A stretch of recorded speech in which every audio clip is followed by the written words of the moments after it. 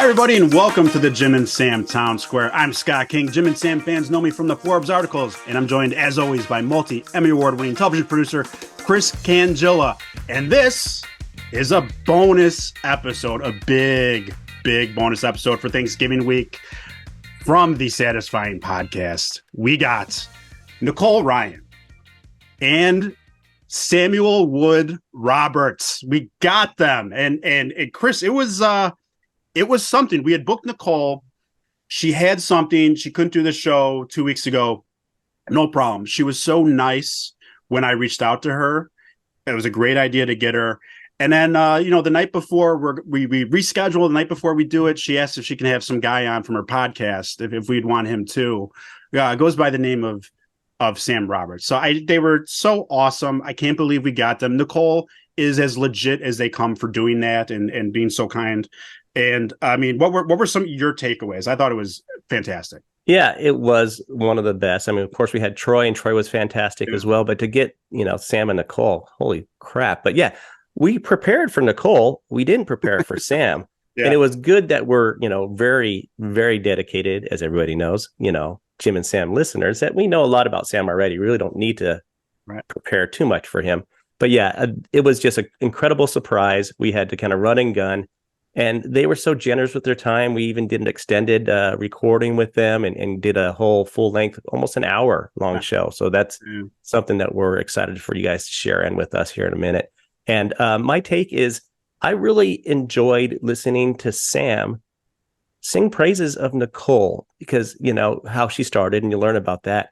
And then just, that she's a star, man, and that he thinks her potential is still on the rise. And so they have a really cool relationship and they're very tight. And you get to see that here in this interview.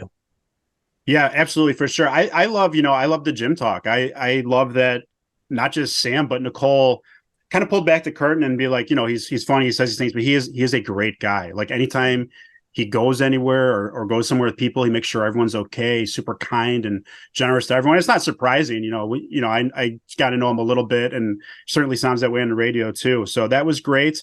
And then also more with Jim, I asked Sam about, if they're just kind of testing this out or if he thinks him and Nicole might be the future, because we've heard Jim say multiple times that he's not going to do the show. And I'm just going to say now that Sam gave tremendous insight into Sam's thoughts on the future and how he's thinking about it now. So just a great answer from him, great hour from them too. Again, yeah, you're right. Yeah. So generous with their time and just so great. It was awesome. I really enjoyed it. Yeah, and I also was very interested in knowing, Nicole's an open book and has her kids and family all over Instagram, but we never see anything about Sam's family and his wife. And I definitely respect that privacy for sure. And he gave us some good insight on that. And I was interested in learning that myself. So yeah, without further ado, let's just get into it, man. Let's get to Sam Roberts, Nicole Ryan, satisfying in the town square. Somehow we did it. We have both hosts of the Satisfying Podcast here. Of course, Nicole Ryan and Sam Roberts. And Nicole gets top billing on the Jim and Sam Town Square Podcast because she recruited Sam Roberts for this episode and interview. Thank you guys so much. How's it going? Welcome. Yeah, Thanks it's great. I mean, I don't want to jump in. Nicole, you should always talk first because you have top billing. Yes, I have top billing. I am more important than you. I don't want you to ever forget that, Sam. In all aspects of life. So let's jump in here, guys. How did you guys become friends? I know working together, but how did that happen? God, I mean, I was at the front desk at Sirius. I was their receptionist for maybe a year or so before I started doing stuff on air. And I feel like we just met that way, right, Sam? Just like when I was at the front? Yeah. I mean, I think so. When were you It's all blurry. It's all very blurry. It was early on, though. I mean, Nicole was like, and I'm sure, you guys go back a long ways with O&A. Like, Nicole, I mean, was one of, if not the first person that I became friends with when we went over to Sirius, like really early on when like O&A came over to Sirius and all the Sirius people that had been there were giving us dirty looks and everything.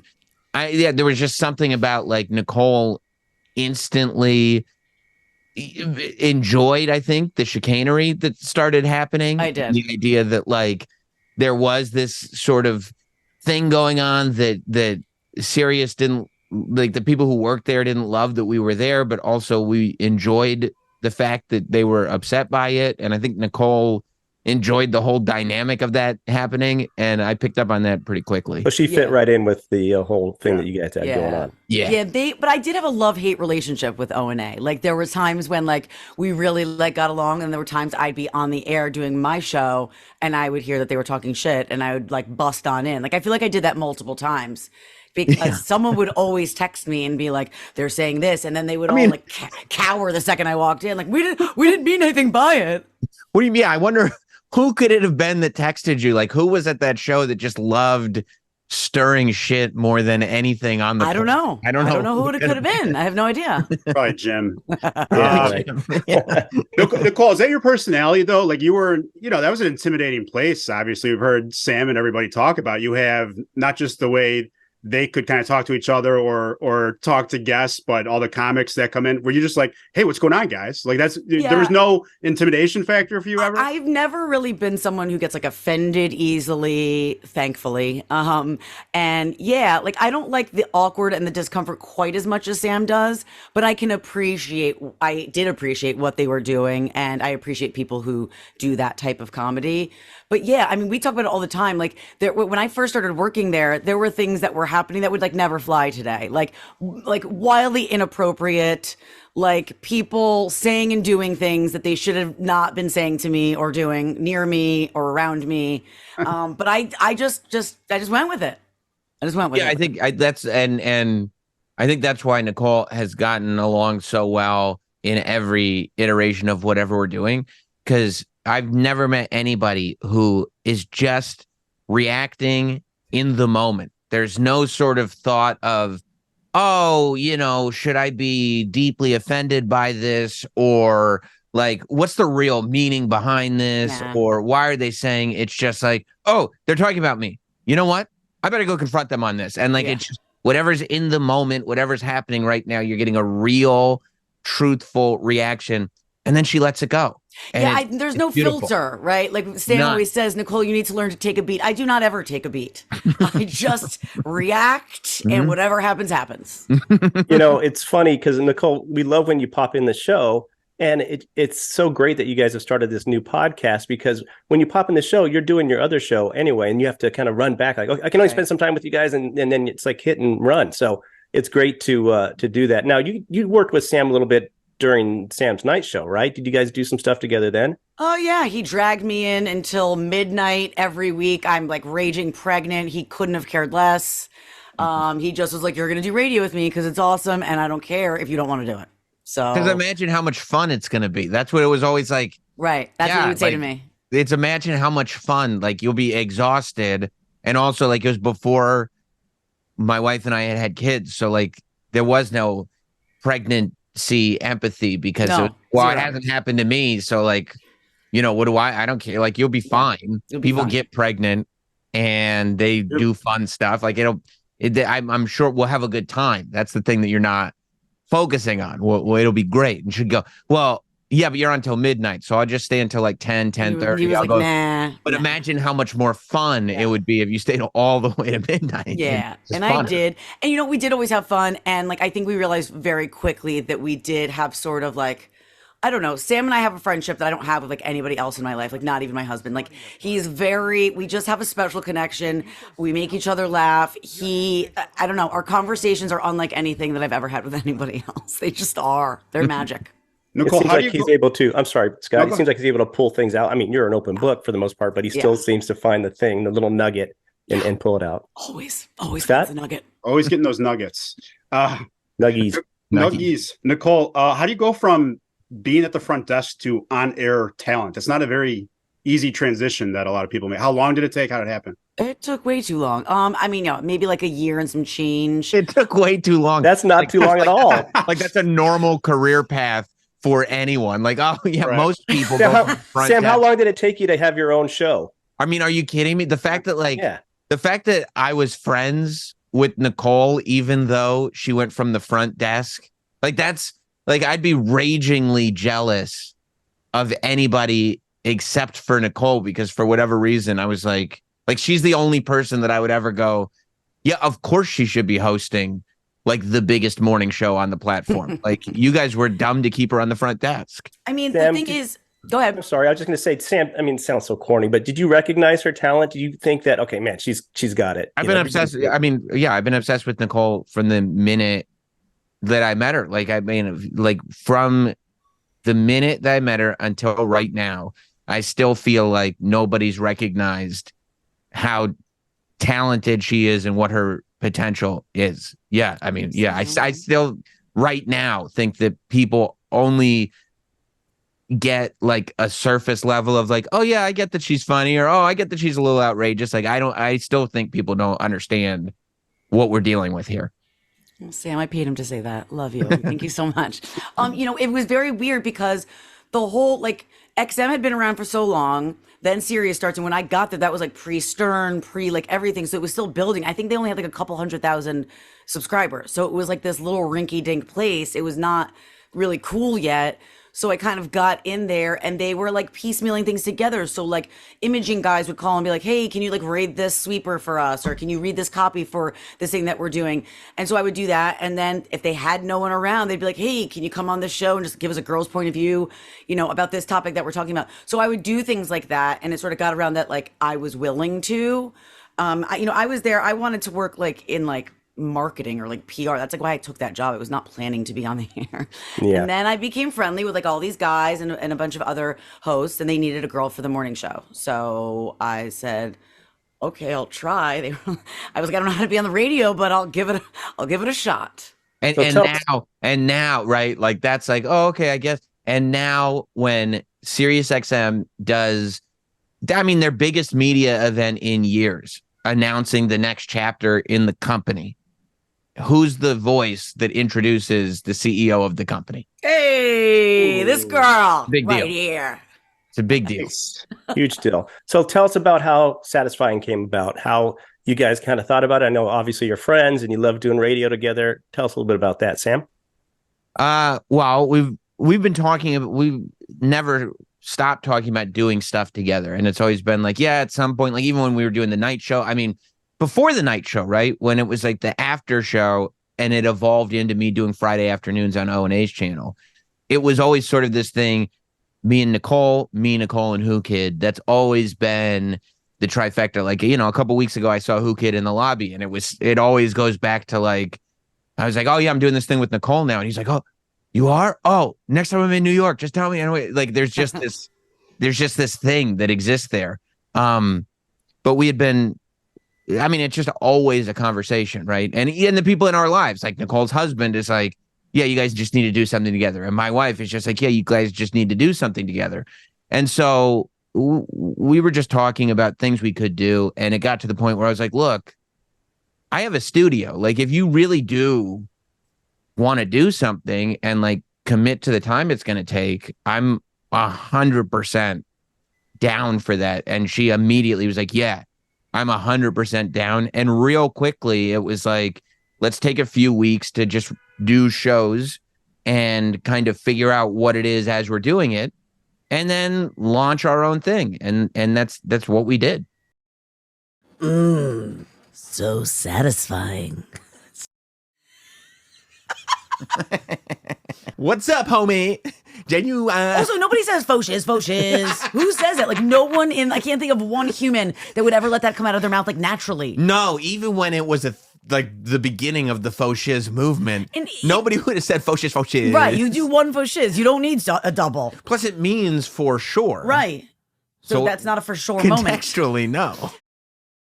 And I feel like it became satisfying. Like, it became that quicker than I thought. I thought we were going to have like a little bit more of a developmental phase, and there really wasn't. It happened very quickly. Yeah. I guess the big question, Sam, and I know you're not one to wait around, but we've heard Jim double, triple, quadruple down on the fact that he will not be renewing his contract. Is this something that you guys have talked about? Maybe it could live over at Sirius and it could kind of be your your main thing, Sam, or is this just, it makes sense for you guys to do a podcast? You're just kind of trying it out now. I mean, no, I'm coming for Jim's job. Clearly, this is what I'm positioning myself to do. No, I mean, you hit the nail on the head when you said I don't like to wait around, but I also, I mean, as anybody that has followed me knows, like doing a lot of different things. And I don't I like just seeing like, okay, this is going to be great. Let's see where it leads. When I was doing the night show and they were like, hey, would you want to do a show with Jim? I was like, yeah, okay, let's see what happens here. Like, that seems like, why wouldn't I do that? Let's see where it leads. Now, Jim has quadrupled down on that. But as you know from listening to the show, that's also like one of the things that I like to do. Like, Jim makes these like emotional, grand, declarative statements. And then instead of going like, whoa, I don't know if you mean that, I'm like when he's like, no, I hate Phil Williams. I was just going to say that. Yeah. and I'm like, you could hear him within the conversation going, I don't know if I hate him. And I go, no. So you said you hate him. And that's the reality that we're in. I think it's fair. Yeah. Yeah. So, I mean, the reality is that we still have 14 months left on the deal. It's a 3-year deal. There's over a third of the deal left. We're not nearing the end of the deal. No. So, like, the idea that I'd be planning something now for a reality that doesn't exist is, not the way that I do business. Nicole is also already on a very successful morning show. That's not the way that she does business. And that was a conversation that we had. It's like, part of this is like, I like creating things on my own, and Nicole is like always been like, yeah, that's the best way to do it. And so we kind of go like, let's create this show and then just see where it goes. Like, there's a world where we do Jim and Sam for the next 10 years. Mm-hmm. And Nicole and I are also doing this show for the next 10 years. There's it's one of those things where for me, I feel like the best way to play this game is just to do all of this stuff and then see what lands, not go, okay, Nicole, here's what we're going to do. Yeah. I'm going to be, because I mean, dude, like when you look at the track record of both of us, right? When you look at where I came from to where I'm at now, to where Nicole, the story that she just told you, the idea that either of us could know what anything is going to look like 14 months from now, it's impossible to know. But what we do know is that we want to do a show and that it's going to be awesome. So let's just do the show. Let's just do it. It just sounds like you take advantage of opportunities, right? And that's really how you both have. Plus, it's like, I built this whole studio. I gotta use it. Sunk all this money into building this stupid studio in my basement. Like, well, you should do some shows in it. Yeah, for sure. I got to tell you guys, I am so thankful, and I owe it to you. It's made it into my vernacular. Twix. Oh, Twitter and X. I credit you guys all the time. That's what we're going to call it. It's Twix. Yeah. So thank you so much for. You're so welcome. Getting You're so welcome. I also got to say the name satisfying. You guys are really onto something. I think I've heard you talk about it, where it's just something kids say now. Like I have 3 kids, so it caught me off guard. My sister's visiting from out of town, and my daughter, she's 8 now. She brought home this slime. My kids too. And she's playing with the slime, and she just turns to my sister and she goes, So satisfying. It's so satisfying. I'm like, what? How do kids talk now? Yeah. That's a perfect name. Perfect name. Yeah. And Nicole just said it anyway during our podcast, not even talking about your podcast. You just said, it's just really satisfying and like it's in the vernacular of everybody. Yeah, we weren't sure about it. We kind of marinated on it for a second, but it can't, like the first pilot episode that we did, I think we somehow said something about status. Oh yeah, we were watching something on YouTube. We were watching the ranch sandwich girl. Yes, yes, and I was like something about it being satisfying. And then we kept saying it. What a weirdo she was, right? Hey, I'll tell you what. We settled on Town Square really quickly. Oh, did you? Scott said, "What do you think about Town Square?" I'm like, "Yeah, of course, it's perfect. It's where we're going to drag everybody to." Right, you're right, and it makes me say every single. That's why I say it on the air so much now. I think about you guys like going to town with it because when Neil deGrasse Tyson just goes, "Bring him into the town square," I'm like, "What are you talking about?" Troy was so upset. That's one of the things that makes it so funny. Is Troy was so upset by that. I'll drive by a city and they'll say, "Come to the town square." I'm like, "Oh God, It's our town square. You know what that is cool, but you know what's so lame is we have SiriusXM town halls, which I always thought was so lame. We're doing an event with like some cool artist or some cool celebrity or actor or something, and it's supposed to be like this fun event. It's a town hall. I feel like that's so like Right, because there's not even irony. Like there's No. irony to town square. There's irony to satisfying. Like right. town hall, you're just like, this is just a great name, and you're like, what? Lame. Yeah, are there layoffs? Like, what's going to happen with the company? Why are we Exactly. doing Exactly. Sam, I wanted to ask you and Nicole as well about Dennis the 70s Menace. And I know I appreciate Sam affinity for Dennis. And I guess, Nicole, if you want to start, I'm just curious about your relationship with Dennis, what you've thought of him over the years, your interactions. Is this Hear Dennis about Sam's. Falcone we're talking Yeah. about? Oh, yes. I always could appreciate Dennis until I announced that I was pregnant on air when I had my first child. It's the greatest thing. And It was the hear him- best conversation. This is the single greatest conversation that I've ever been a part of. I'm still like quite incredulous that it actually happened. Like it almost feels like it was a dream. So I get out. I've been keeping this bump like hidden. I think I waited till I was like 5 or 6 months pregnant to tell anybody. And I come out, I'm feeling like relief, and I'm walking to the kitchen to get some water, and Dennis goes, "Listen, congratulations. I heard you just announced you're having a baby. You shouldn't have done that, because what if you have a stillborn?" And I was like, what? Who says that? Who just like says that? Like it just rolled off his tongue like he was asking like what I thought of the weather. And he goes, you know, I worked with somebody who he decided to make the announcement. He decided to make the announcement on the air, and then you know, he and his wife went in to deliver the baby, and the baby was stillborn. Stillborn. And you're like, what are you I Thanks for putting that in my head. You don't say that to a pregnant woman. No, you don't do it. No. I'm always so careful about what I say to pregnant women that I usually don't talk to them at all because I'm so terrified. I'm going to say the wrong thing. I couldn't even get mad. I just laughed and I kept walking. I just was like, Dennis. So yeah, that was one of the last interactions I had with him. Now it's just a quick hi, but I can't bear to talk to him for much longer than that. It's changed for you. Oh, thanks for that reminder. Yeah.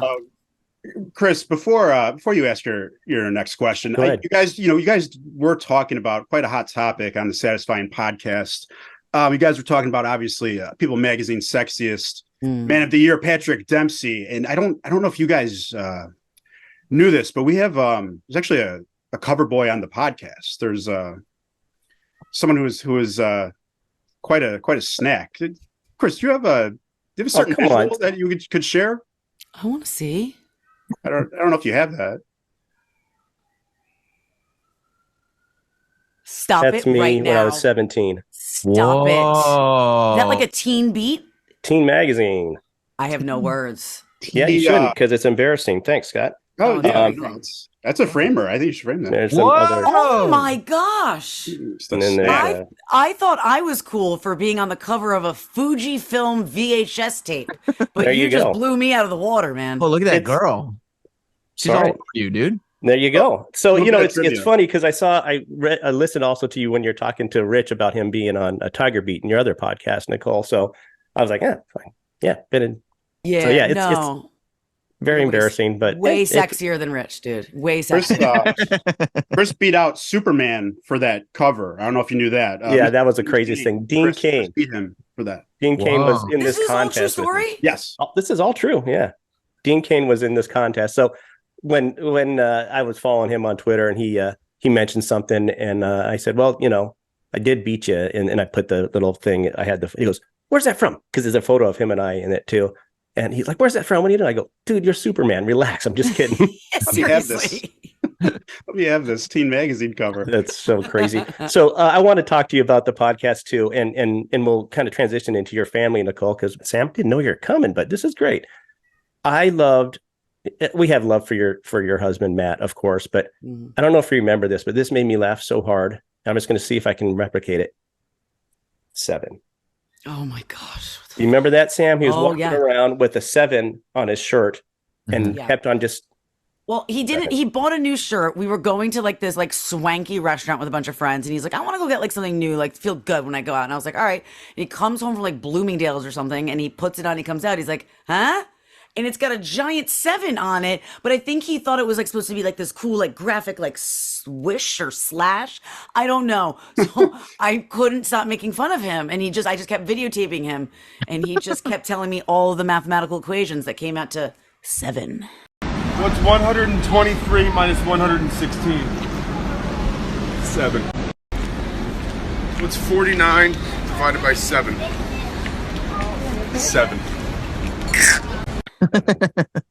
Such a nerd. 7. Yeah. 7.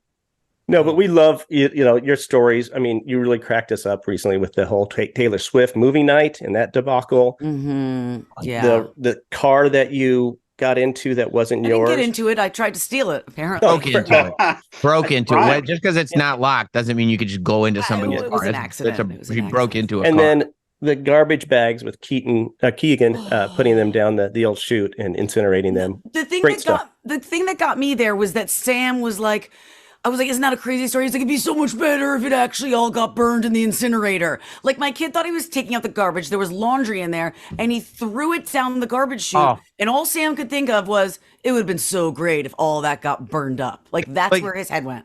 Because it's like, how could this go wrong? Like, imagine if this happened. Yes. And then that's one of those, like the clothes are in garbage bags. Like, imagine if the kid was trying to be helpful and he just threw out all your clothes. Like, imagine. Like, that would be so hilarious. And then when you find out, oh my God, like, I think about, like, if I had been there, and I told you this, Nicole, like, if I had been there and went like, oh my God, he just went in the hallway with those bags. Like, I try to be quiet and like not move a muscle because I don't want to disrupt the flow of time and space that is allowing this amazing thing to happen. And then he's like, yeah, like in the most helpful voice, like, and I took out the trash. Yes. Yes. Yeah, God forbid you said, hey, little guy, that doesn't go in the garbage. No, let's just sit and watch him torture his parents. And I took out and he did the right thing, and he thought he did the right thing. So proud. So fucking proud. That's awesome. Yeah, I'm glad. Glad you enjoyed that.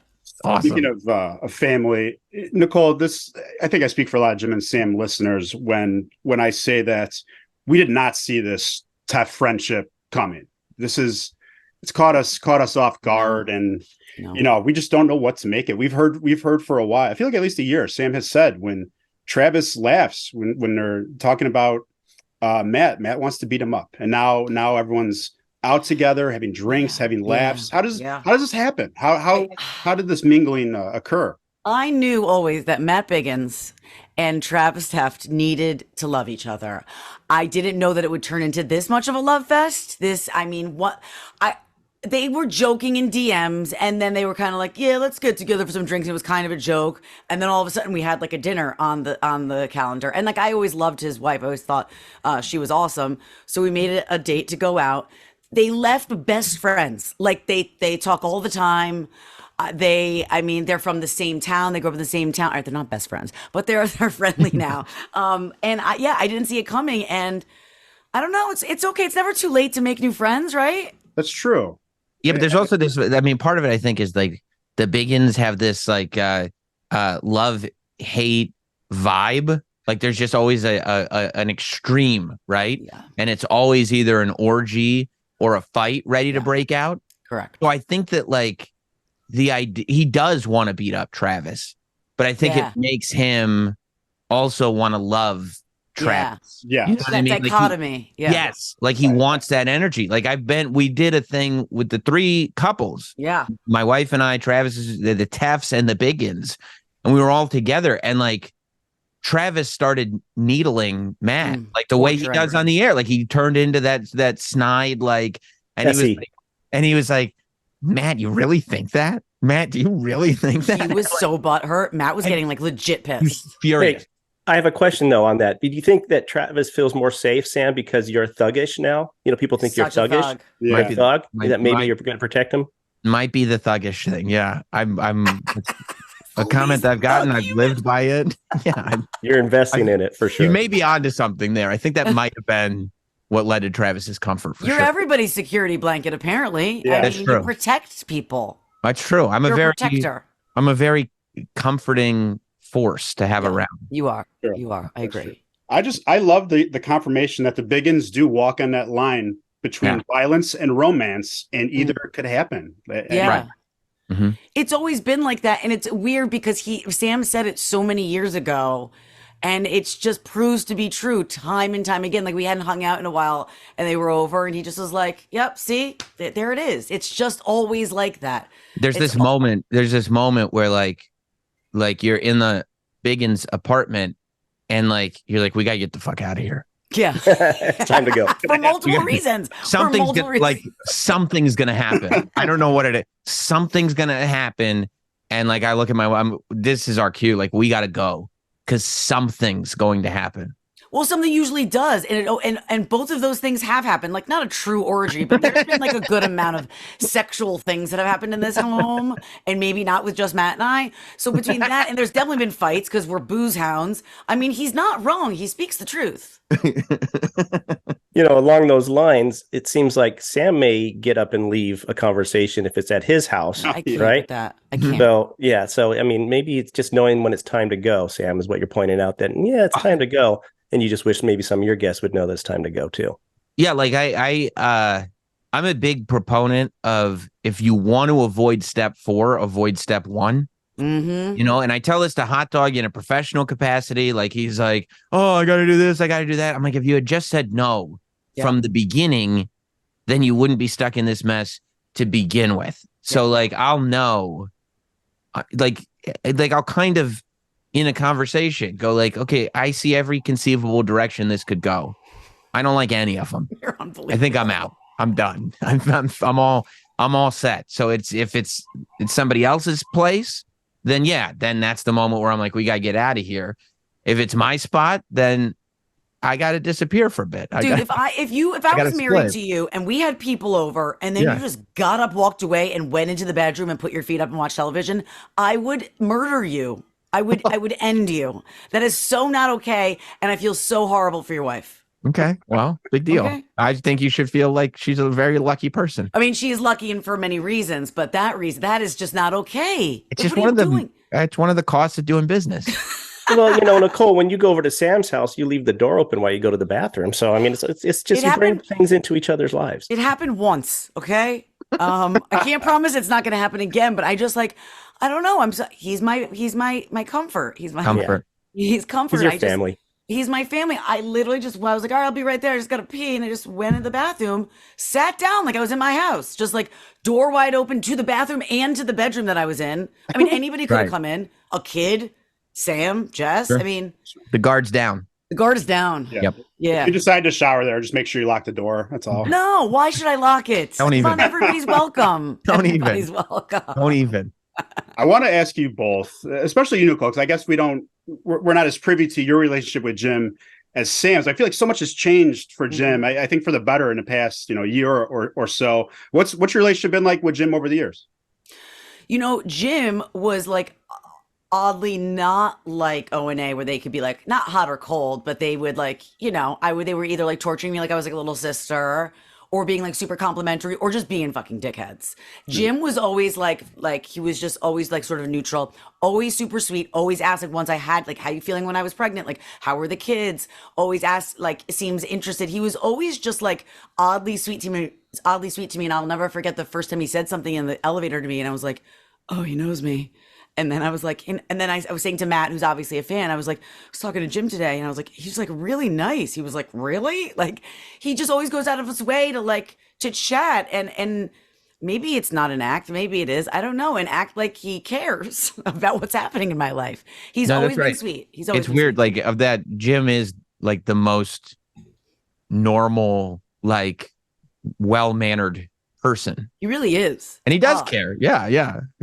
Yeah, and I think he gets a kick out of our stories. I think he gets a kick out of Matt. I think, it's fun. He lets you know that you're a good girl for many reasons, but yeah, he likes you as well. I'm a very good girl for so many reasons. Okay, all right. So yeah, I mean, it's nice. And Sam, we love your interaction with Jim of late, because we call him domesticated Jimmy. It's unreal. His life has changed so much, and just how he's compulsive, but still in this domesticated thing. So he's buying 14 alarms for water in his house. He's buying all these cameras. He's He just does the posters. My goodness, everything's to the extreme. And yet he kind of just wraps it all up in this sweet guy that just wants to take care of people and really actually likes people. Yeah, I mean, I think that's a good observation, because whether you like me or don't like me, like that, I've always been very interested in the stuff that I find interesting. So it's like when I find something interesting, I want to just sit there and unpack it for hours and hours and hours. And that's why if it's like Nicole is like, one time I had sex with a guy on a rock in Central Park, I'm like, we got to talk about this for hours and hours and hours. But it's not because it's like, ooh, an outrageous story. Like when Jim's like, I have 18 flood alarms in my apartment, I'm like, I don't ever want to stop talking about the amount of flood alarms that you have in your apartment. Like, I don't want to stop talking about the idea of Jim being on Facebook bidding on Kiss posters. Like, it's not like it doesn't have to be outrageous, just like interesting, because it's like Jim kissing a stuffed animal before he goes to sleep at night is like the most. It's the greatest story I could ever hear. Like, tell me more about that. What about Jim when my favorite Jim story ever is when he wrote a letter of complaint to the CEO because he was unhappy with the product. Are you you said for a year. Say it again. Predictable corporate rigidity is in the letter. Yes. I mean, I would put that on a T-shirt. That's why I bring it up so often. I'm like, anytime he's got a problem with anybody, I'm like, Jim, do you think the problem was predictable corporate rigidity? And he goes, no, I don't think it was the problem this time.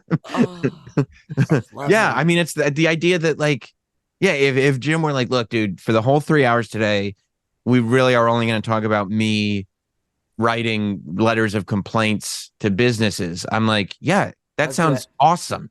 Yes, please. Like, I have so many questions. So, we're talking about families and Nicole's family. Now, Sam, you're very private with your family, which we all respect that very much. Has that changed over the years? Have you ever thought, well, maybe I could show a little bit, or you just really want to keep that, personal? No, I mean, it'd be fun. Like, dude, my phone, like the stuff that I post, like my phone is so full of kid pictures. Like it is odd to me because the vast majority of my life is like family stuff, right? Yes. And then it doesn't come up, but I think that's better. Like the reason that I'm private about it has everything to do with them. It's like nothing to do with me. Like I don't care, but I know that I wouldn't like if people were voicing opinions, positive or negative, about people in my family. And so, and they'd have every right to if I chose to make it public.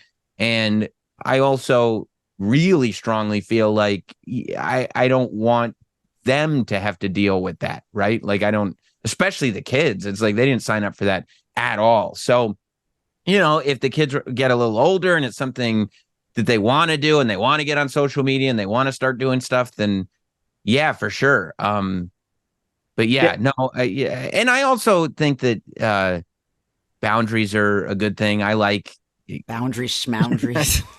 I like that I can go upstairs and like hanging with my family is not anything about. You have separate worlds, you really have your entertainment world and then you have your family life. My kids are grown. My youngest is a senior in college, so it's we didn't grow up with the the whole having them on social media stuff. I do put them on now, so they probably hate me more. But it's an important thing. Now I got to ask you though. I think I saw the first picture of Jess recently when all the couples went out and stuff. So is it something that she doesn't want to do?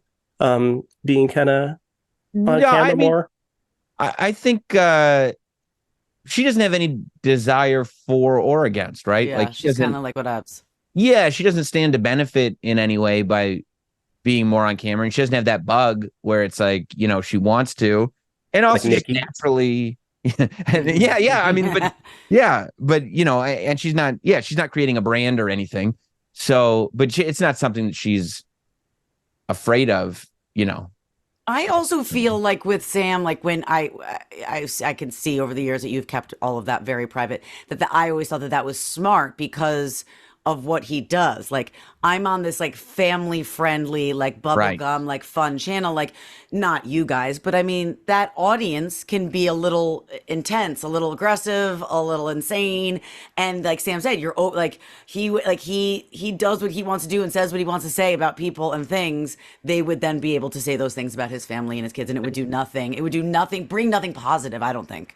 You learn that as you go, right? Like when I was younger, I think I was, I would say things about whoever and whatever was going on, but because you don't realize that, like, oh, this affects everybody. Like, it's not just this thing that, well, yeah, I just said it because, you didn't like that, or, that hurts your feelings, or, okay, well, then let me just make decisions for me that don't affect other people, Yeah, we were talking about that, and Scott had an interesting point. Remember about that, Scott, about Nicole on being hits one and whatnot? Yeah. I was going to ask you about that. Like, when you started, you're on that show, then you start going into O&A, and you have some legendary appearances early on there, and they kept going. But does someone from Sirius say, "Hey, look, like, watch what you say. You're the hits one person"? Did you get that a lot or no? Boss like forbade me from ever going on. My boss at the time, I have a new boss then, but that was him just trying to like sort of protect me. He was like, he was like, you can't like separate these worlds. Like, the public is the public. You can't like be this on here and be this here. And I'm like, well, yes, I can. Like, this is who I am. And if I'm on a platform where it's okay to speak like that or share those stories, then who gives a shit? Like, I mean, I'm going to do that. And that is who I am. And I'm not only and always like bubblegum. I'm actually more the other way. So I kind of rebelled against it a little bit. And now I think it's kind of like a non-issue. But yeah, like the powers that be were not thrilled the first few times I went in. No. Sam, what would people be surprised about if, Nicole is in both worlds, and a lot of people that, would see you in the Jim and Sam world, what would they be surprised about if you came out, outside and they met you like, oh, Sam was really cool about this? Would there be anything that people would be surprised about, a personality trait that you would have outside of work? I feel like if for a lot of people, the fact that I'm not some like manipulative monster, like, shocks people. You know what I mean? Like, I feel like and it wasn't necessarily intentional, but people think that like I'm a horrible person. And if that's you're also very, very sweet, and people don't know that. Like, I've confided in Sam about things over the years that I've told nobody, and he's a really good friend and a really good listener, and he's always gives me great advice. So like, we know he knows how to keep a secret, and that's a great trait for a friend. For 2 years, apparently. No, Sam, I think years. What am I doing? Years. E-Rock. Bagel. The bagel. Oh my God, your enjoyment just watching him. That was such a good episode. But no, I think you've obviously matured, Sam, because when things like Jocktober come up, there's some, I might say, remorse in there, right? As much as there's like the greatest radio bit of all time, we miss it. So I feel a little bad looking back, maybe. Yeah, no, look, I feel bad if it hurt anybody. Yeah. That would make me feel bad.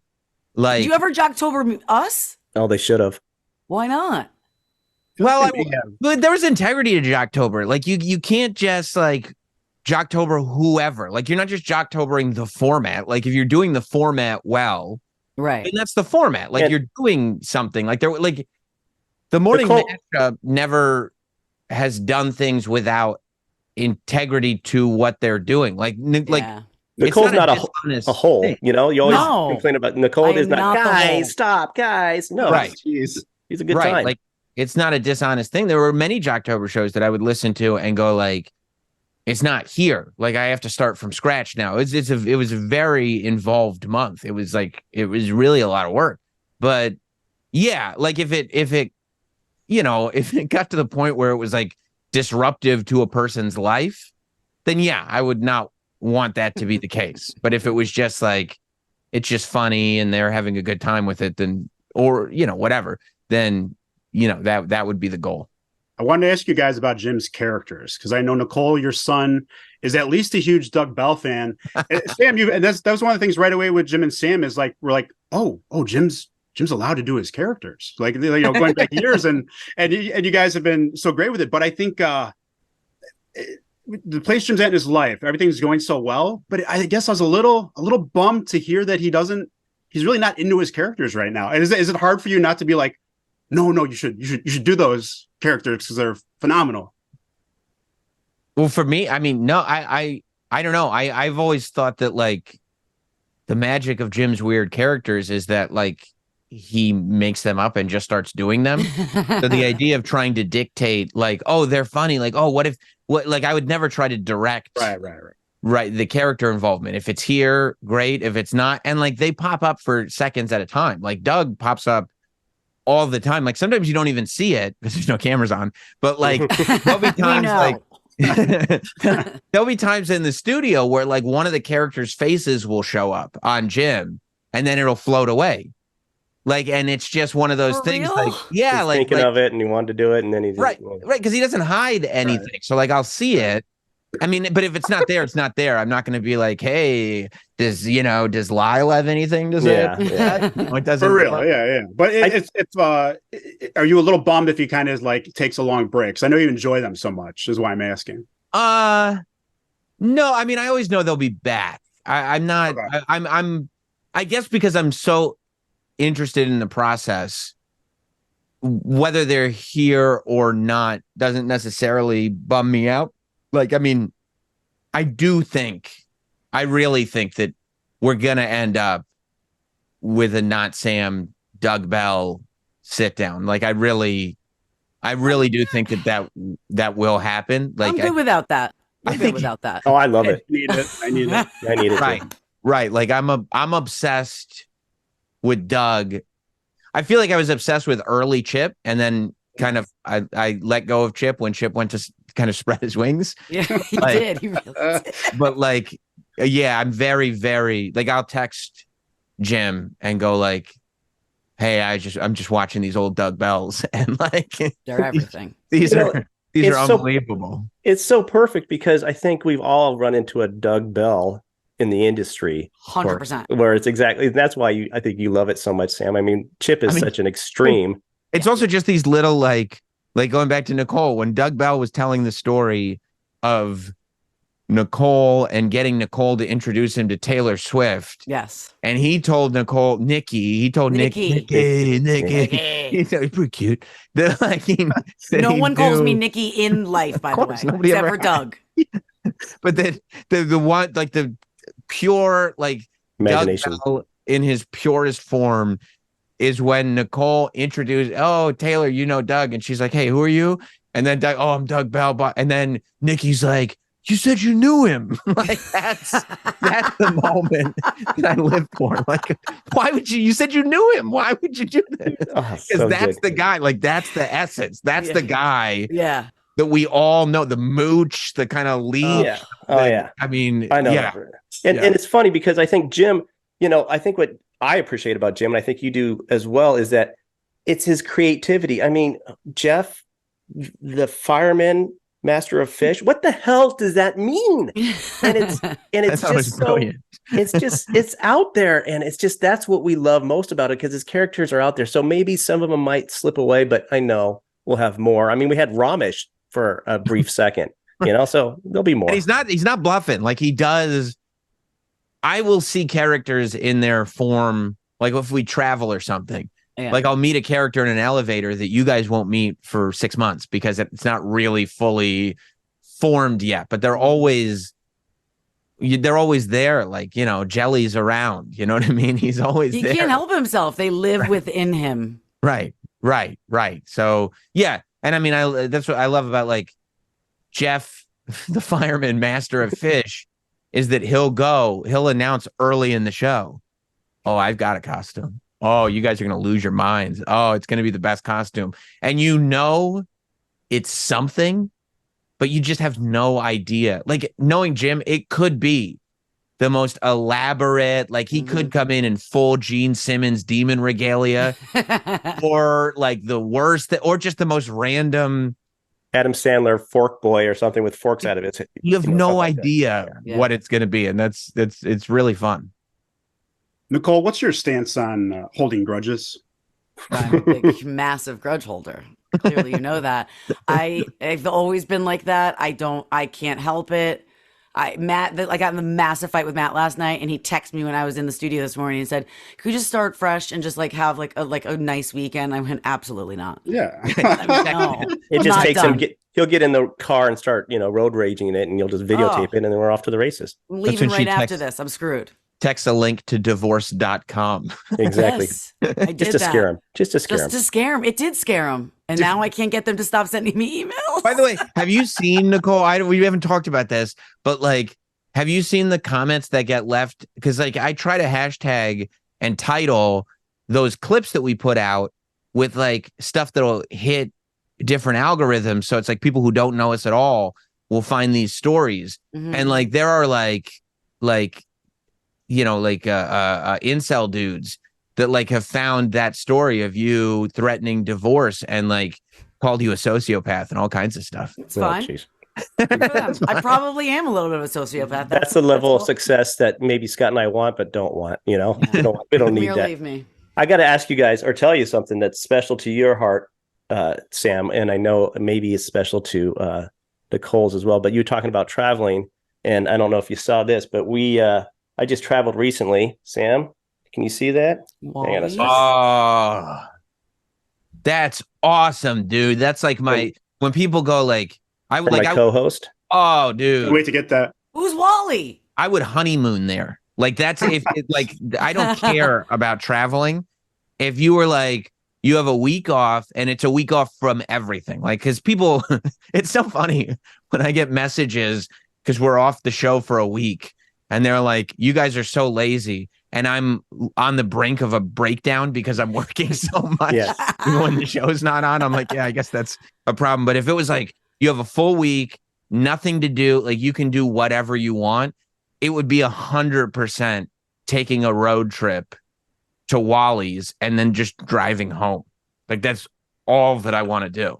Now, Nicole, do you know what Wally's is? No, clearly I don't. I'm in the dark per usual. That's okay. That's all right. So Wally's and its counterpart Buc-ee's, which might be a little bit better, are these elaborate truck stops that are just immaculate, and they serve barbecue, and it just is there, and they have You showers. want a honeymoon at Wally's? I understand it, Sam.